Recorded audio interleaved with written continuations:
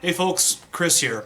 Welcome to the 5th video edition of Watch It in the Dark. Today we are going to switch things up again by taking a look at a subgenre of horror versus a standalone movie. We are going to call this segment Definitions of Horror, Torture Porn. In Matt's video review of Rob Zombie's House of 1000 Corpses, he made reference to the term torture porn. I wanted to double back to this terminology to take a look at torture porn's origins, history, and offer a final definition. Now before we go any further, torture porn has nothing to do with the adult film industry.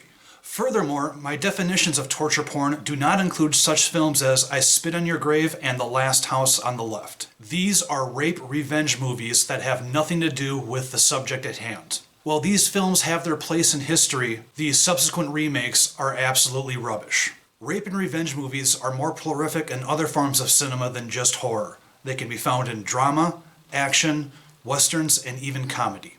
I feel that torture porn gets a bad rap simply because it has the abbreviated version of pornography in its title. The word porn is pure taboo even to the most open-minded film connoisseurs. So let's ignore that root word for just 1 minute. To fully understand the true definition of torture porn, I think it's imperative that we examine a couple of key elements of the modern horror film. Many horror films can be divided into two categories: slasher films and splatter films. Slasher films would include such classics as Halloween and Friday the 13th. Splatter films would include movies like Peter Jackson's Brain Dead, or also known as Dead Alive, and the Evil Dead series by Sam Raimi. Let's take a look at each genre. A slasher film consists of multiple killings over the course of the film. These are quickly done as they move from scene to scene to keep the story moving along. Most of these killings are done in very short segments to accommodate the killing of the next victim as they move from scene to scene. Now let's keep the word scene handy as we move forward. Splatter films, on the other hand, offer extreme violence, gore, blood, and mutilation in each scene. Now before we can boldly claim that torture porn is a combination between a slasher film and a splatter film, we do need to dig a little bit deeper.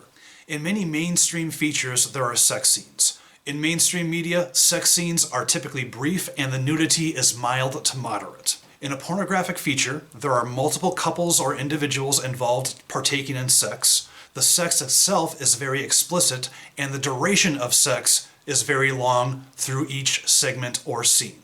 Where the word porn comes into torture porn has to do with the explicitness and the duration of the horror as is portrayed throughout the entire film. Okay, are you still with me? Torture porn is the killing of multiple characters in gruesome and excessive ways throughout long durations over the course of the entire film, period. Notable modern-day horror films include the Rob Zombie's Firefly trilogy, including House of 1000 Corpses, The Devil's Rejects, and 3 from Hell. The Saw franchise, which is extremely mainstream, that's all 100% torture porn. We've got Eli Roth's Hostel series 1 through 3, and then finally the infamous Human Centipede. The pioneer of torture film had to be Tobe Hooper in his 1972 classic, The Texas Chainsaw Massacre.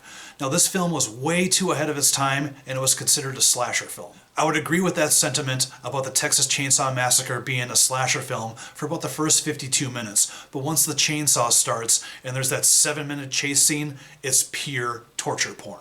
My all-time favorite part of that movie is when Leatherface's family, they bring down Grandpa and they're holding Jenny over the bucket and Grandpa's just trying to hit her over the head with a hammer, but he's got the limp wrist and he keeps dropping on it, it falls on her head. They play that one out so well, it is so creepy, it is so disturbing, but yet it is pure terror. Well, there you have it, folks. Torture porn. I understand that this subgenre might not be for everyone, so please, if you decide to watch one of these films, maybe leave the popcorn for another movie. On behalf of Matt and myself, we hope you're having a wonderful October. We're going to keep the reviews coming, and by all means, if you're going to watch a horror movie, watch it in the dark. Take care.